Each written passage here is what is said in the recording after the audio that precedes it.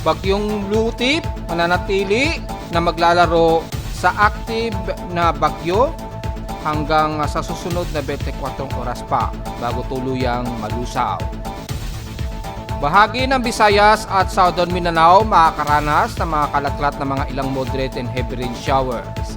Kanluran ng Zamboanga Peninsula at Sorsogon pinag-iingat sa posibleng pagbaha dulot ng developing na intertropical convergence zone. Pero nalalabi ng South Luzon, kasama na ang Metro Manila at Extreme Northern Luzon, magiging kantamtaman at ilan sa medyo fairly weather ang panahon.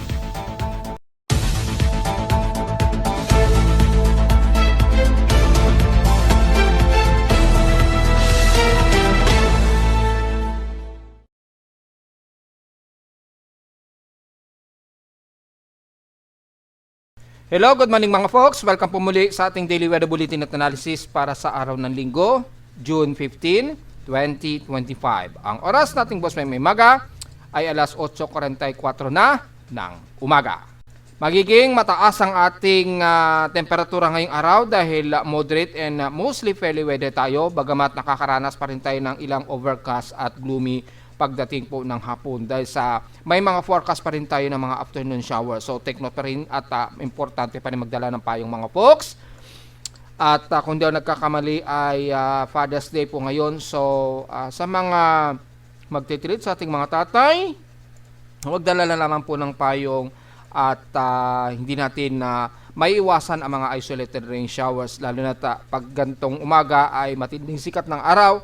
At pagdating ng mga hapon ay dito lumalabas ang forecast ng mga kalat-kalat na pag-ulan at may kasamang localized thunderstorms. Since wala na po tayong inaasahang sama ng panahon na binabantayan at wala pa naman tayong inaasahan na may susunod dito. So mga ilang araw medyo makakaramdam tayo na medyo maaraw at maalinsangan o hot humid na panahon mga folks. Makikita sa ating lightning detection system, wala masyadong active na lightning strike sa Luzon. Pero kung titingnan natin sa pinaka real time, makikita natin ay may mga pagkulog at pagkidlat sa baybayin ng Eastern Samar Section o Eastern Visayas. Pero nasa karagatan yan, so ingat na lamang sa mga kababayan natin. At least mayroong 8 lightning strikes tayo dyan. At ibig sabihin lamang mababa ang probability ng localized thunderstorms ngayong umaga. Pero asahan natin sa hapon ay medyo dadami po yan. So, maging maingat na lamang, lalo na yung bumubugso na naman na easterly trade wind dito. Dahil sa medyo nagiging moderate tayo, lalo na sa Luzon. At yung ating southwest monsoon yung habagat naman ay magdudulot ng gale force wind sa may bandang Mimaropa. Although, nagiging katamtaman tayo ngayon so far, dyan sa may bandang kanluran ng bansa natin, lalo na kasama na ang Mimaropa. Hindi na mawawala ang mga ilang isolated rain showers. Lalo na yung extension trough ng intertropical convergence zone, nagpapang-abot dyan sa bahagi ng kanluran ng Visayas at bandang Palawan. Therefore, nakataas po ang ating rainfall advisory courtesy sa data feed ni Pag-asa dito sa Mindanao. So, especially Davao Oriental po yan, Surigao del Sur, Davao Occidental. Usually, dyan sa may bandang katimugang parte ng Sorsogon na tinuro natin kanina, ay makikita dito ay nakataas po ang rainfall advisory ngayon dyan. So kasama na ang Samba Sibugay, Zamboanga City, Sarangani, yan, mapa Davao Occidental man yan o Oriental po So nakapersist yan within 1 to 2 hours, so importante po ang payong. At sa Visayas naman, ang ilang bahagi ng Palawan nakataas pa rin ang thunderstorm watch. Kabilang na ang Balabac, Soprano Espanola at Puerto Princesa. Kasama na rin ang ilang bahagi ng Rizal, Batarasa at Aborlan So, effectivity yan within 1 to 2 hours daw yung forecast range. So, importante ang payong just in case. At medyo kung magiging may pagsikat tayo ng araw dyan, ay magdala na lamang ng payong. Medyo importante ngayon yan mga folks. Sa ating current conditions, overcast, gloomy, haze at few clouds dito sa amin sa Caloocan. So, makikita ninyo, medyo maaraw ang paligid namin ngayon. Pero may overcast pa rin tayo at may pag-iral na gloomy at haze dito sa amin. So At dahil medyo maaraw, asahan medyo tamataas ang ating alinsangan mga folks ha. Sa lawas sa prediction natin naitala sa amin sa Caloocan, kaninang 5:08 AM, nakapagtala kami ng lowest of 28.1 degrees Celsius. Kahapon, medyo mainit ang aming air temperature, umabot ng 34.4 degrees Celsius. Kahapon ito ng hapon na at 4:22 PM. So, ibig sabihin, mahagyaring mataas ang aming heat index, umabot ng 49.8 degrees Celsius, ang aming init pandama kahapon. So, tingnan natin yung ilang forecast natin as of 7:53 AM, nasa 42.3 degrees Celsius ngayon ang danger na heat index namin. So inasahan na tataas ang aming heat index ngayong araw hanggang 48 degrees Celsius. So mukhang magiging mainit nga ang araw natin sa Metro Manila ngayong araw. Base dito sa heat index na umaabot na naman ng 48 degrees Celsius, starting yan 1 o'clock hanggang 2 o'clock ng hapon dito sa amin sa Caloocan. So asahan po yan sa iba't ibang bahagi ng Metro Manila mga folks. Importante ngayon ang huwag mag-dehydrate at magbilad sa araw. Sa iba't ibang bahagi naman na pahapyaw na babanggitin lamang natin sa Ilocos Region ay nasa kasalukuyang extreme quotient 38 degrees Celsius po ang naka-forecast sa inyo dyan, pero aabot pa raw yan sa pinakamataas na hanggang 42 degrees Celsius ngayong tanghali 12 o'clock PM hanggang alas 2 daw yan ng hapon. Sa Tugigaraw naman, yan, sa Tugigaraw, nasa ang heat index forecast sa inyo 38 degrees Celsius po. Pero aabot po yan sa hanggang 48 degrees Celsius din. Mamayang alas 12 hanggang alas 2 daw yan ng hapon. Aabot sa danger na 48 degrees Celsius po. So mataas na naman ang ating heat index. Ibig sabihin lamang ay fairly at katamtaman ang panahon natin ngayong araw, lalo na sa buong bahagi ng Nodo Luzon. Sa Santiago Isabela, nasa ang heat index natin, 35 degrees Celsius dyan. Pero mas tataas pa po yan hanggang 49 degrees Celsius. Mamayang alauna hanggang alas 2 daw ng hapon. So magiging maalinsangan na naman ang ating panahon ngayong araw. Sa bahagi naman ng Dagupan ay 37 degrees Celsius. Extreme caution po ang forecast ninyo dyan. Pero aabot pa yan sa napaka-mainit na init pandama. Aabot pa hanggang 46 degrees Celsius. Ngayong 11, dire-diretso hanggang alauna daw yan ng hapon. So magiging mas maalinsangan tayo ngayong maghapon halos dito sa Luzon. Sa Central Luzon naman sa Tarlac, inaasahan 36 degrees Celsius po ang extreme caution ninyo dyan. Pero asahan na aabot pa yan sa hanggang 48 degrees Celsius mamayang alauna hanggang alas 2 daw yan ng hapon. So magiging mainit talaga ang ating panahon sa buong bahagi ng Nodo Luzon. Sa parte naman ng bandang Batangas, inaasang heat index sa inyo dyan na abot ng 40 degrees Celsius po ang forecast sa inyo dyan, extreme caution. Pero tataas pa yan hanggang 45 degrees Celsius mamayang alas 11 ng umaga. So nasa danger level po yung ating mga heat index ngayong araw. Ibig sabihin lamang ay mas madalas katamtaman ang ating lagay ng panahon o fairly weather. So maaraw ang kapalit niyan. Sa bahagi naman ng San Jose Occidental Mindoro, 38 degrees Celsius ang kasalukuyang forecast ninyo dyan as of 8 o'clock. Pero aabot pa yan sa pinakamataas na 46 degrees Celsius ngayong alas 11 ng umaga. So mukhang yan na magiging pinakamataas na heat index ninyo ngayong araw sa Mindoro. Sa Cebu naman, inaasahang heat index sa inyo dyan aabot ng 30 degrees Celsius. Mukhang maulan sa inyo ngayong umaga. Pero after nyan, tataas pa yan hanggang 39 degrees Celsius mamayang alas 2 daw ng hapon. Extreme caution, 39 degrees Celsius ang naka-forecast sa inyo. So medyo moderate naman so far, medyo acceptable. Ibig sabihin, mukhang maulan dyan sa inyo ngayong umaga at nitong mamayang hapon.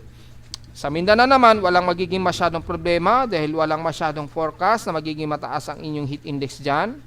Yan, walang masyado. So, pinpoint natin sa may bandang Davao City. So, wala.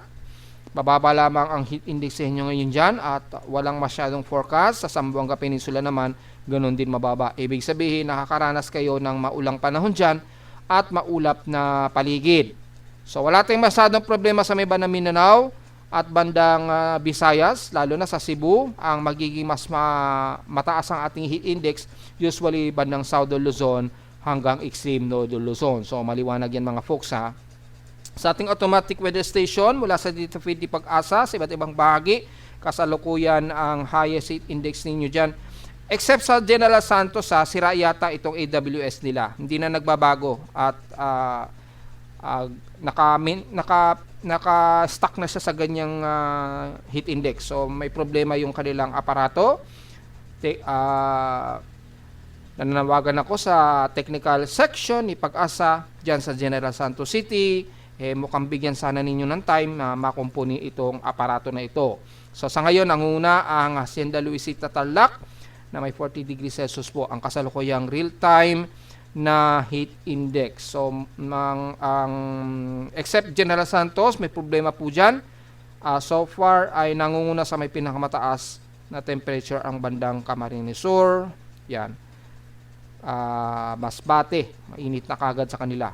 So dyan niyo po makikita yung real time. Kung gusto niyo malaman yung real time mula sa mismong weather stations nationwide ni Pag-asa na naka-data feed sa ating webpage, malinaw po yan. Nakikita natin ang heat index dyan, outside humidity.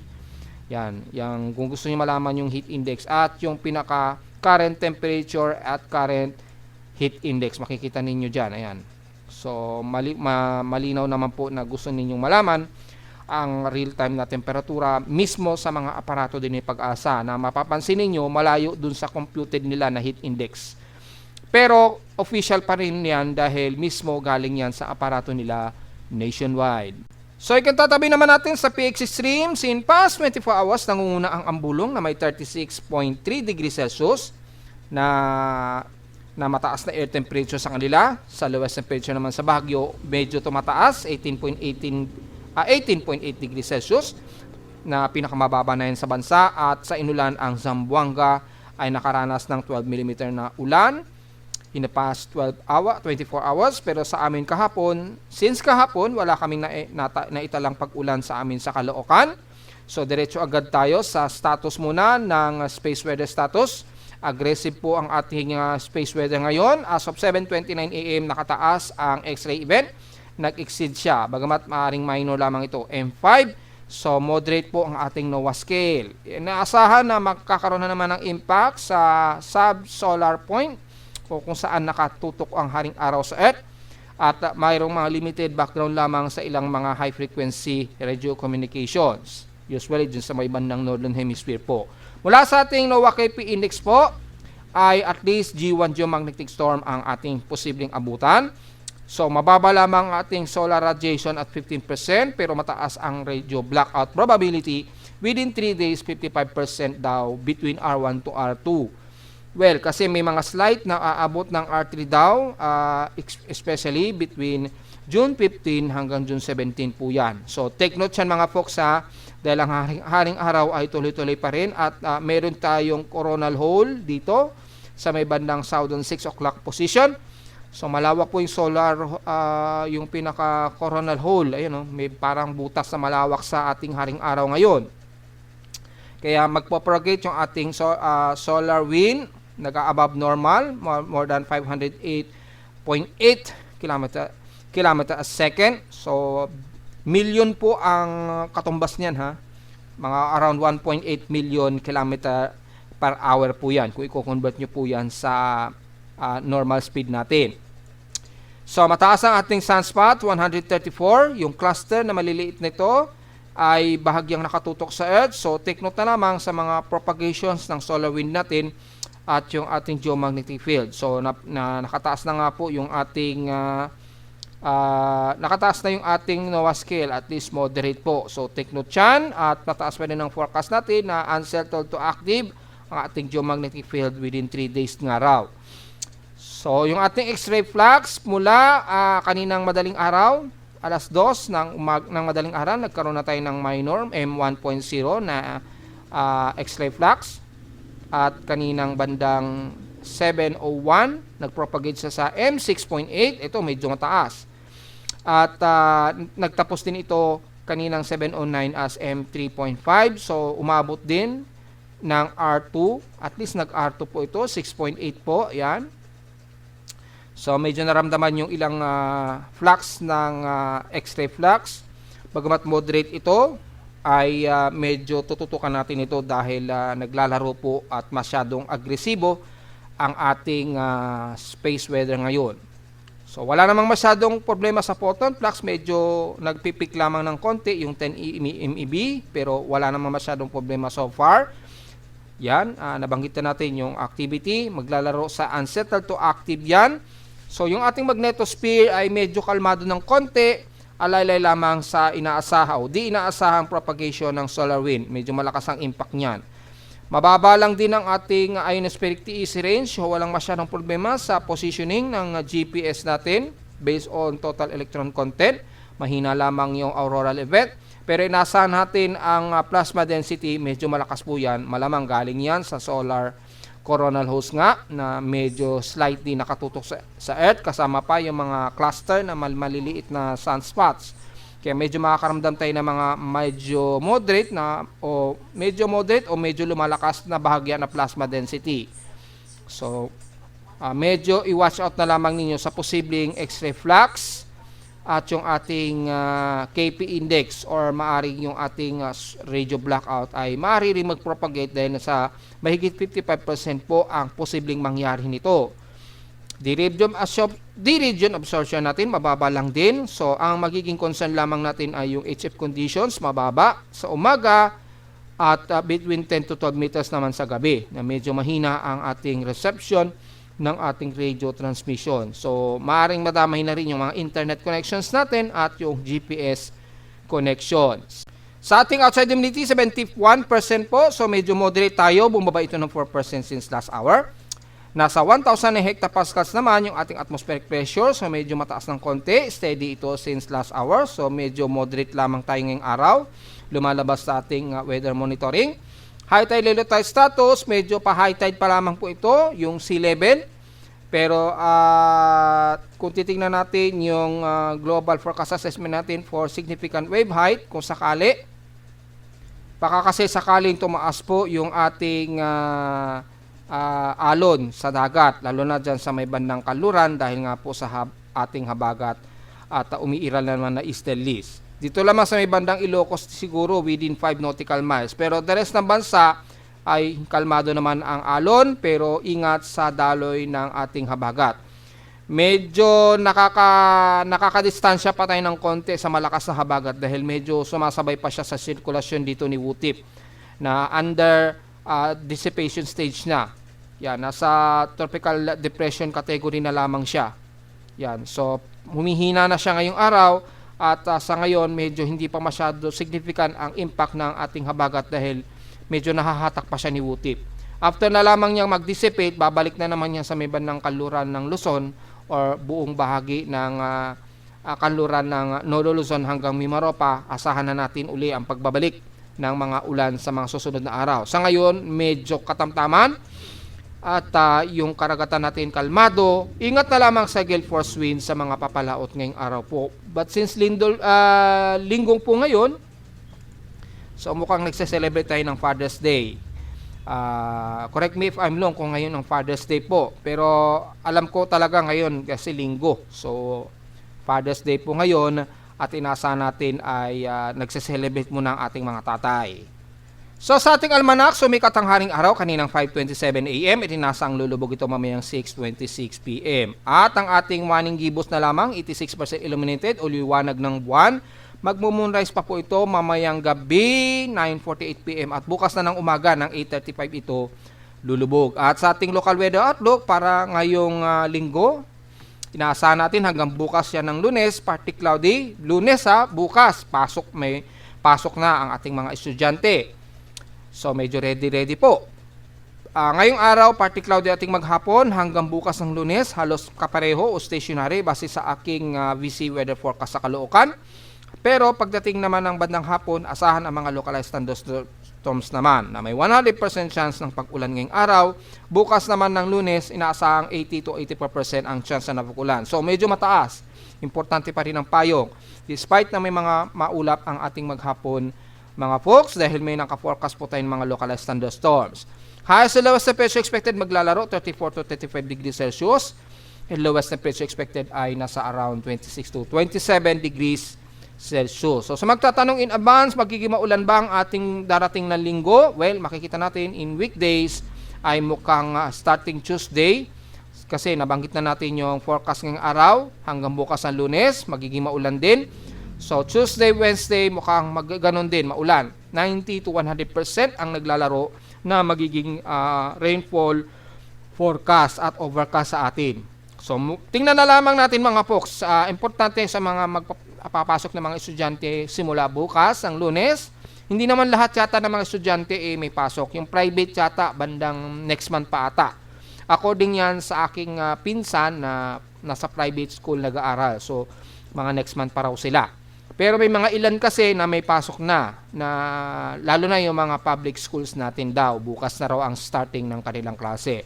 Ano man ang mga may pasok na mga elementary at high school schools natin, medyo ready pa rin at importante ang payong dahil magiging maulan na nga po ang ating buwan.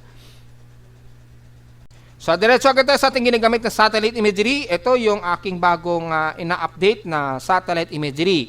Kasi gusto ko ipag-combine na sa isang page ang aking mga satellite imagery. So, at marami kasi, mayroong discrepancy pa kasi doon sa mapping, lalo na yung sa fitting ng imagery. Ngayon, nakuha ko na yung actual nito at fit na siya sa pinaka-global map at yung pinaka-image ng satellite map. So, medyo na-fix ko na siya at totally fit na rin yung kanyang pinaka-outline doon sa actual na mapa. At yan na, hindi na siya lumalagpas. Wala nang lagpas ng mga mapa, So, pantay na siya. Kasi yung isa natin ay hindi pa masyado pantayan dahil hindi pa natin ma-resolve yung scripting paano ma-fit yung images sa pinaka-actual satellite map. Yan. Iba kasing mapa na ginagamit ko, hindi na Google Maps kasi nga si Google Maps may nagpapabayad na siya. So makita natin dito ay yung animation ng mula kay DOST Pag-asa, yung GK2A ay na-fit na natin at yung ibang mga satellite imagery niya. Hindi natin ma-fit dito sa ating mapa. Ngayon, kayang-kaya na nating ma-fit. So nagagamit na ngayon natin yung mga ibang Himawari satellite na ginagamit ni Pag-asa. At least nakikita na natin ng malinaw at ilang wavelength at pinagsama ko na rin yung aking yung Himawari 9 magkasama ng Himawari 9. Ito po yung Himawari 9. Ayan. Yung may mga iba't ibang mga wavelength ng mga sector natin. At yung Himawari 8 naman, which is ito yung kasama yung satellite imagery ni Pag-asa, yung Himawari 9 nila. Yan. Yan, yung Himawari 9, and then yung Himawari 8, at yung GK2A nila. Yan. So, kumpletong-kumpleto na po tayo mga folks, at lahat ng real-time satellite imagery ay meron na tayo at access na natin lahat. So, mula sa bahagi ng Northern Luzon nga po, ay makikita natin ay katamtaman ang lagay ng panahon. Dito sa bahagi nga po ng Northern Luzon, ilang partly cloudy lamang ang iiral. Ganon din sa bandang Central Luzon, kasama na ang Metro Manila at bahagi nga po ng Southern Luzon. Ayun, So, moderate and fairly weather naman sa buong bahagi ng Southern Luzon, kasama na ang Calabarzon area. May mga ilang partly cloudy lamang at overcast kasama ang Metro Manila. So, bandang hapon, magkaroon man ng mga isolated rain showers, mga panandalian lamang ng mga mahihinat katamtamang pag-ulan yan dahil wala naman tayo nakikita na heavy rain potential. Pero pagdating sa bandang Palawan, nakataas po ang potensyal na mga ilang moderate and some heavy rain showers po. Ayan, base sa GK2A satellite imagery care of Pag-asa, makikita natin ay lumalapit dito sa may bandang Batara sa Balabac yung dalang ulan nito. So maya-mayang konti, bubuhos ang ulan sa inyo dyan mula dyan sa may bandang Nara, Aborlan, kasama ang Puerto Princesa, Brooks Point, Batarasa at Balabac. Ingat po sa mga potensyal na pagbaha kung sakaling magkaroon ng flash floods po. At the rest ng kanluran ng Visayas, dyan sa dulo ng kanluran ng Panay Island, nakakaranas kayo ngayon ng pag-ulan. Dyan sa may bandang dulo ng Tomas Pomier. Sa may bandang Negros Region naman ang Sipalay, Hinoban, Basay, hanggang maaring madamay na ang bahagi ng Siaton, Dumaguete at Siquijor. Ayun, mga ilang light to moderate and some heavy rain showers. Kung i-double check natin sa ating Himawari 8, baliktad pala yung aking Himawari 8 at 9. So aayusin pa natin yan. Mula sa ating heavy rain potential, makikita po natin ay mga ilang cluster lamang na mga heavy rain showers ang medyo iiral dito sa bahagi nga po ng Negros region. So importante talaga meron tayong mga ilang satellite imagery na nagiging comparison. Kasi may mga portion dito na naka-indicate sa ibang satellite imagery, heavy rain showers, pero kung titingnan natin yung heavy rain potential, hindi naman pala mataas. Ayun, sa mga cluster lamang ng mga ilang light to moderate showers sa may bahagi nga po ng Negros region, kitang-kita naman po natin sa satellite imagery, at katamtaman at mga part dito musrikaw din ng iiral sa buong bahagi ng Central Visayas kasama ng Bohol at Southern Leyte. Bagamat sa may bandang Eastern Visayas, medyo maaraw muna kayo dyan ng konti, pero maya-maya magiging party tumusikaw din na kayo dyan at iiral na ang ilang kalat-kalat na pag-ulan na may pagkidlat at pagkulog. Kung titingnan natin yung Himawari 9 satellite mula sa Kartesine Pag-asa, makikita natin ay pantay na po yung aking mapa. So hindi na ako nangangapa ngayon at na-resolve natin yung problema na yan sa satellite imagery. At makikita natin dito ay sa ngayon ay katamtaman muna ang iiral sa Eastern Visayas at bandang Leyte. Pero maya-maya dahil yung extension na ito ng Intertropical Convergence Zone, yung SEPESTRAP, medyo lumalapit sa Eastern Visayas at Eastern Mindanao. So inasahan bandang hapon po o within 48-hour period ay makakaranas uli kayo ng mga pag-ulan po na may kasamang mga pagkulog at pagkidlat po, especially sa hapon. So kasama na ang Central Visayas, pero sa ngayon medyo inuulan muna ang parte ng Panay Island at Palawan.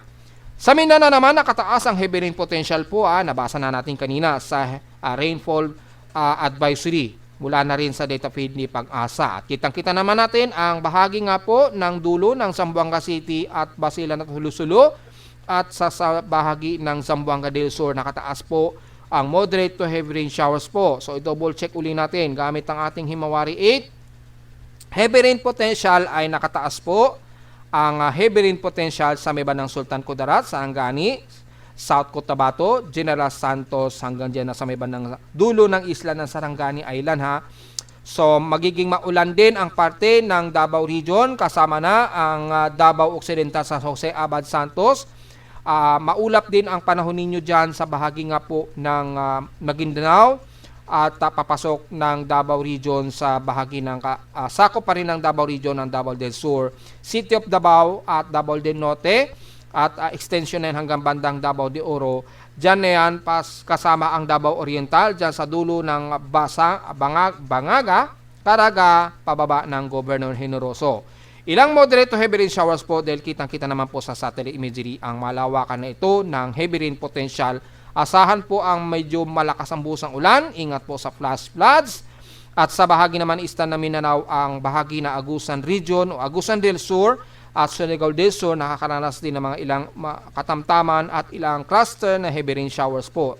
Lalo na dyan sa may bandang Lianga, Marihatag at Tagbina. So inaasahan din ang hinatuan sa makakaranas ng kalat-kalat na pag-ulan. Ganon din sa bahagi ng Surigao del Norte na nakakaranas din ng mga malakasang pag-ulan sa may Siargao Island. Ingat na lamang po mga folks dyan sa posibleng pagbaha. Bagamat maulap sa buong bahagi ng Northern Mindanao mula Agusan del Norte, Misamis Oriental hanggang Lanao del Norte, expected pa rin ng mga isolated rain showers and localized thunderstorms sa hapon. So kung sisilipin naman natin yung ating rainfall forecast, yan, para ito ngayong araw as of 8 o'clock AM, ay makikita natin ay nakataas ang magiging pag-ulan lalo na sa bahagi ng Palawan, Visayas at ilang bahagi ng Mindanao. Lalo na sa kabandang Katimugan at eastern part ng Mindanao at eastern Visayas. Ayan So ngayong araw magiging kalat-kalat ang magiging pag-ulan sa ilang bahagi ng kanluran ng Visayas at nakita na natin sa satellite kanina at ilang moderate to heavy rain showers sa may bandang Palawan. Ganon din sa may bandang Mindanao, kitang-kita natin ang mga kalat-kalat na pag-ulan sa may bandang Zamboanga del Sur, mga isla nito at bandang Davao Region nga po, especially Sorsogon area at Eastern Mindanao. Ingat po sa mga biglaang flash floods po. Kitang-kita naman po yan. Starting 8 o'clock. Pero katamtaman ang panahon at moderate to some fairly weather naman ang iiral kasama na ang Metro Manila at extreme Northern Luzon. So medyo magiging mas maaraw sa atin at mas maalinsangan. Pagsapit naman mamayang alas 2 ng hapon, bagamat may mga isolated rain showers na iiral sa may bandang Ilocos Region, lalo na Ilocos Norte at Ilocos Sur, pero mga mahinat katamtaman ang isolated rain showers dyan. Ganon din sa ilang bahagi ng Mimaropa, patuloy pa rin ang pag-ulan sa Palawan at kalat-kalat naman at isolated sa may bandang Bicol Region. Metro Manila, katamtaman pa rin ang lagay ng panahon. Mahihina lamang siguro na light drizzle rain kung pumasok po yung forecast na yan. Pero makikita natin, naglalaro lamang mga at least 15% chance to 30% chance na uulan hintay sa Metro Manila. Siguro isolated lamang yan na may mga localized thunderstorms, lalo na by afternoon rain showers. Magiging maulan naman ang halos buong Visayas, lalo na sa silangang bahagi ng Eastern Samar at Leyte. Yan o, moderate to heavy rain showers daw naka-forecast dyan. Kasama na ang Bohol at Negros region. Ayan o, magiging maulan sa may bandang Calaon. Magiging malakas o moderate o heavy rain showers ang medyo naka-forecast dyan. And the rest ng Masbate at ilang bahagi nga po ng Bicol region. And then sa katimugang bahagi ng Visayas, moderate and heavy rain showers daw nakaulan, at mula sa may bahagi naman ng Mindanao, ang halos buong Davao region, Northern Mindanao ay makakaranas ng moderate and heavy rain showers daw. So hanggang dyan na yan sa may bandang Zamboanga Peninsula. So magiging maulan daw ang inyong hapon, lalo na sa buong Visayas at Mindanao. Take note yan ha. Ingat sa potensyal na pagbaha. At pagdating naman sa gabi, ay mukhang medyo magkakaroon ng mga isolated case of rain showers sa Metro Manila. Siguro mahihina lang ito at katamtaman na hindi naman siguro tatagal. Ganon din sa bahagi ng Northern Luzon. Pero makikita dito mga light drizzle rain lang ang pinapakita. Katamtaman lang din, mga ilang mahihina at katamtamang pag-ulan din sa may bandang Southern Luzon. Yan, mga ilang light to moderate siguro na hindi naman tatagal. Pero mga ilang moderate rain showers pa rin ang iira sa Palawan, especially Puerto Princesa at El Nido areas. Ayun o. Pero pagdating pa rin sa may bandang southern part ng Visayas, mula Negros region, Cebu, Bohol, hanggang dyan sa may bandang southern Leyte at southern part ng Eastern Samar, magiging kalat-kalat pa rin ang mga pag-ulan na may ilang pagkilat at pagkulog, ilang moderate to heavy rain showers po ang iiral. So take note yan sa mga uuwi po, mga oras na yan, mga bandang alas 8 na yan pa onwards. At magiging maulan sa halos buong Mindanao pa rin sa gabi. Ingat na lamang po, ayan o, naka-indicate po ilang moderate to heavy rain showers po sa halos entire ng Mindanao. So, kay mahina man na pag-ulan yan or mahihinang intermittent na buhos ng ulan or heavy rains, paghandaan pa rin lalo na sa mga potentially na flash floods po. Dahil nga po, integrated ngayon ang developing intertropical convergence zone natin. Kaya magiging mas maulan nga po. At binanggit na natin last week ago pa, na nasa ating tropical cyclone Genesis, yung tropical cyclone strike probability natin. Natatandaan ninyo, magiging maulan po ang ating Mindanao, bahagi ng Mindanao at bandang Eastern Visayas area. So magiging mas maulan kayo dyan dahil nga po sa pagbabalik ng intertropical convergence zone. Samantalang sa amin sa Luzon ay magiging katamtaman madalas ang panahon, mga mangilan lamang na isolated rain showers ang iiral. So, diretso agad tayo sa ating ginagamit na computer-generated tropical cyclone sector. Although itong si WUTIP ay wala na, hindi na masyado makaka-apekto sa bansa. Pero mapapansin natin, ang habagat sa ngayon ay sumasama pa rin sa kanya. Ayan, oh. Kaya makikita ninyo dito sa Timog Kalura naman sa halos clear skies. Walang gaanong maulap dahil lahat ng kaulapan dala ng ating habagat ay nandito. Sumasama muna kay WUTIP. Yan, dating 92W. Bagamat mahina na po siya, under tropical depression category, sa kanilang 1-minute average po ito under tropical depression po sila. Pero sa atin, sa 10-minute average ay considering ay low pressure area na yan sa atin. So, yan. So, medyo nasa tropical depression category siya at makikitaan po natin dito na dito LPA category na nga po siya yung pinaka-track niya. Yan ay 10-minute average. Pero kung susundin natin ang 1-minute average, nasa tropical depression category siya na 54 km per hour, maximum sustained wind, at bugsong umabot ng 70 km per hour. Bagamat sa 10-minute average natin ay pasok sa tropical depression category na 47 km per hour at bugsong umabot ng 61 km per hour. So, mabilis na ang pagkilos niya dahil under dissipation state na siya. Yan, so malinaw naman yan mga folks at so far ay ang umiiral lamang na trough ng intertropical convergence zone ang nagpapaulan sa katimugang bahagi nga po ng bansa. And so far, wala naman tayo namataan na kasunod na anumang tropical wave o yung aktibong o posibleng invest na low pressure area. Pero again, yung cluster nga po dito na ating binabantayan, bagamat wala pang vorticity, ay yung kanyang convergence medyo mataas po. Kaya nagkakaroon tayo ng favorable dito sa iba ng silangan ng Mindanao. Sa ngayon, embedded pa siya ng Intertropical Convergence Zone na nagpapaulan nga po sa may bahagi nga po ng Eastern Visayas at Mindanao. So, hindi pa natin masabi yung progress niyan at malalaman na lang natin sa mga susunod na araw kung tataas yung progress ng forecast dyan. So, napakahaba ng naging progress nitong si dating 92W po. Hanggang sa umabot pa nga ito sa typhoon category. Umabot pa siya ng typhoon category. So, yun po, lumakas pa siya. Hanggang sa bago ito naglandfall sa may bandang Xinjiang, China. Yun.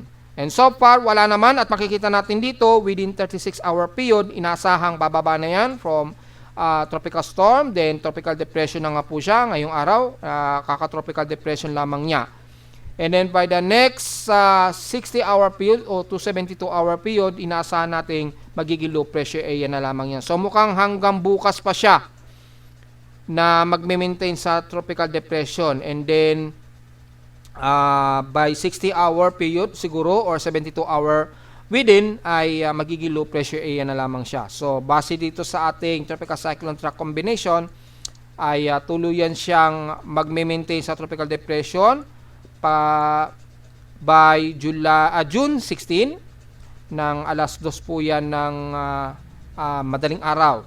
So pagsapit siguro ng mga 8 o'clock ng June 16 o June 17 ay inaasahang low pressure area na lamang siya at baka dito pa lamang o pagitan yan ay malusaw na lamang po siya dahil sasalubungin na niya ang high pressure area dyan sa itaas.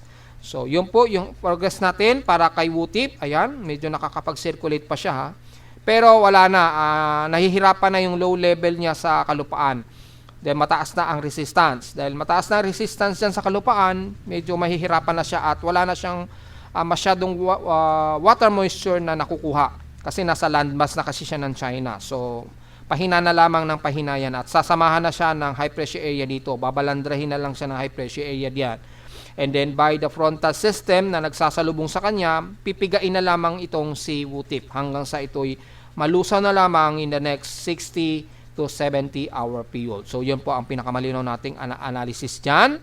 At mula sa ating West Pacific Basin, gamit ang ating Tropical Cyclone Assessment Monitoring, makikita natin ay nawala na po yung favorable nito dito sa may bandang eastern part ng Mindanao. Bagamat naglalaro at least possibility of mataas na convergence.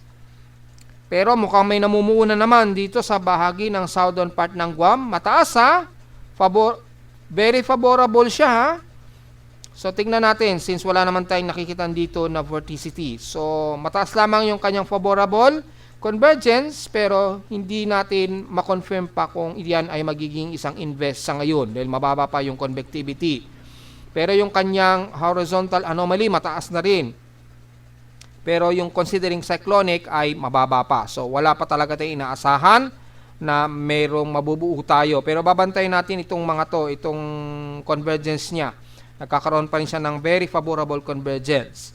So after nyan ay mula sa ating global spectral model ay wala naman tayong nakikita dito pero may mga Coriolis circulation na tayong namamataan dito embedded ng intertropical convergence zone yan malamang kaya asahan madalas ang mga Coriolis circulation dyan. So anytime na lamang these coming weekdays maaring meron tayong mamamataan na naman na tumataas na convergence dyan. Ayan o, merong nagpapakita. Kaya medyo tumataas nga po dito yung convergence niya.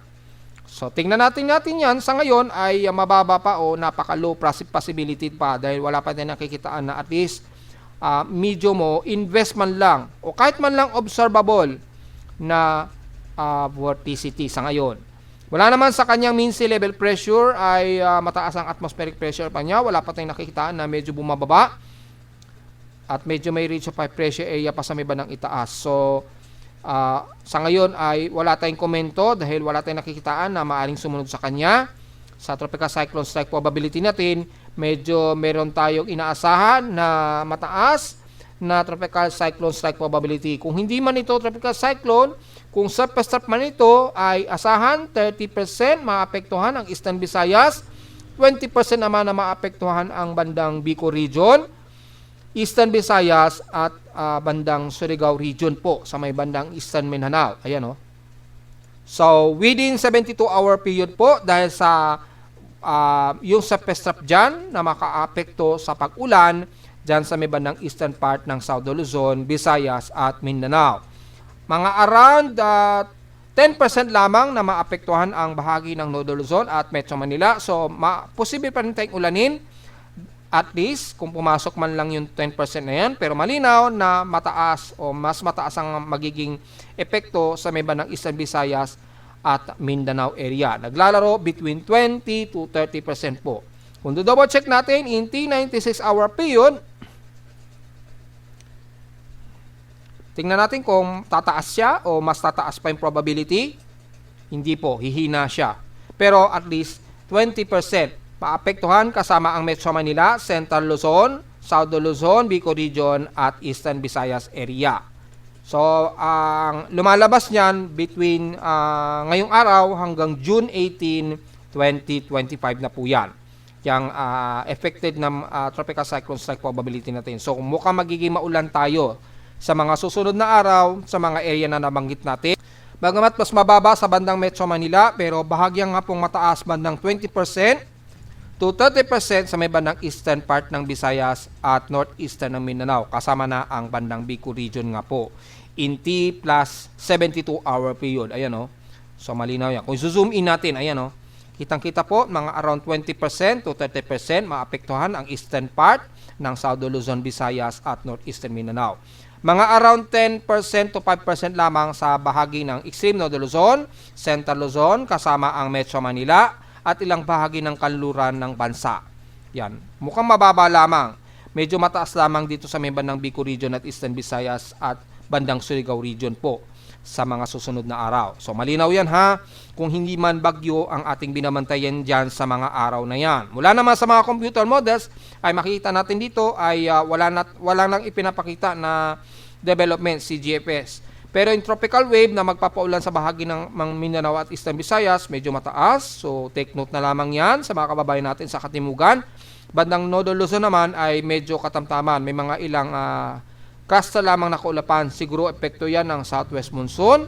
Forecast duration hanggang June 18 to June 20, 2025 na po yan. Dito kay GFS hanggang 21 pa. Kay ECMWF, tropical wave lamang ang makikita natin dito. So, walang masyadong anomaly.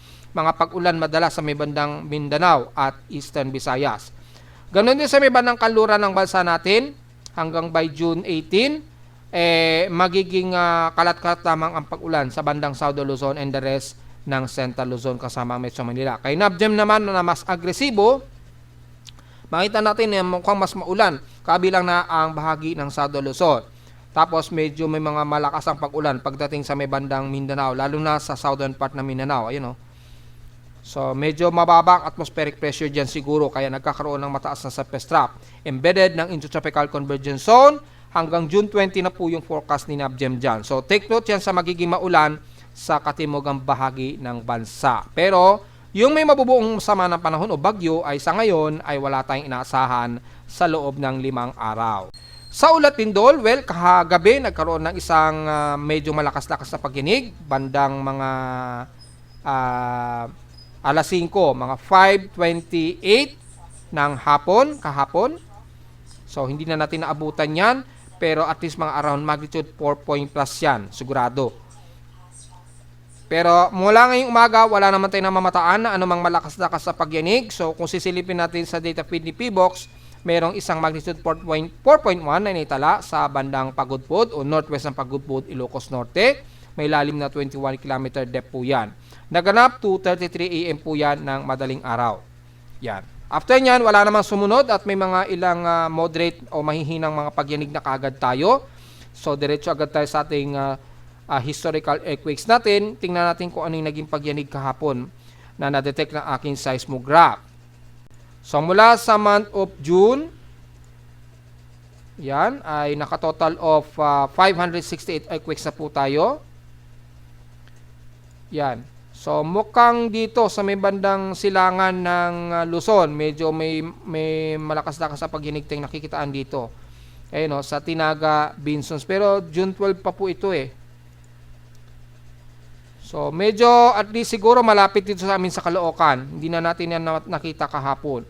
At mukhang may mga cluster dito na pagyanig sa bahagi nga po ng Lubang Island, pagitan ng Calatagan, Batangas So sa mga kabatang natin, medyo listo at maging mapagmatsyag po dahil mukhang yanigin na naman ang pagitan na yan ng bahagi ng Calatagan, Batangas, pagitan ng Batangas, Calatagan at Abardi Ilog at Lubang Island po. At least 13 po na cluster ng pagyanig ang naitatala dyan. Pero sa bahagi nga po ng Mindanao, medyo mas yanigin pa rin ang southeastern part ng Mindanao. At sa bahagi naman ng Cordillera Administrative Region, dumami na naman. Ito yung total pala na earthquake natin. Yan. So, ngayong araw kasi medyo kalmado na siya. Pero ang dami ng cluster ng paglindol dyan since then. So, maging alisto pa rin tayo mga folks. So, total natin ay nasa 568 total earthquakes na tayo. 550 dito is magnitude 2.0 pataas, 17 sa magnitude 4.0 at isang magnitude 5.0. And so far, wala pa naman tayo na itala na kahit isang magnitude 6.0. So hopefully wag nang magkaroon tayo ng ganyang malakas sa pagginig. Kaya lang, mas lalo tayong magiging mapagmatsyag at maging alisto o mapag-ingat. Lalo na kung masyadong tahimik ang malalakas na pagginig sa Pilipinas. So maging alisto pa rin tayo lalo at mas lalong the more na mas lalong tahimik ang mga tectonic plates natin, mas lalo dapat tayo magiging maingat po anytime mga folks Dahil anytime posibleng mas malakas na release na energy mula sa tectonic plate natin sa bansa ang posible pa rin mangyari anytime. At narito naman ating 3-day weather forecast para sa araw ng Linggo, July 15, 2025.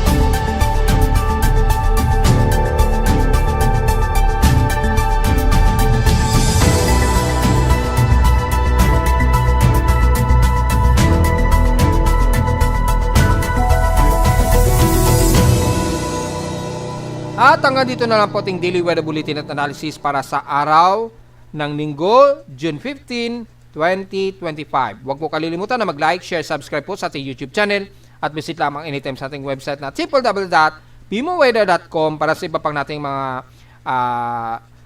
data na hindi natin nabanggit o ibang report na hindi natin naisama ngayong umaga sa ating mga report since magiging katamtaman ang lagay ng panahon natin sa Metro Manila at ilang karatig na Luzon na isolated lamang talaga ang magiging pag-ulan natin maghapon.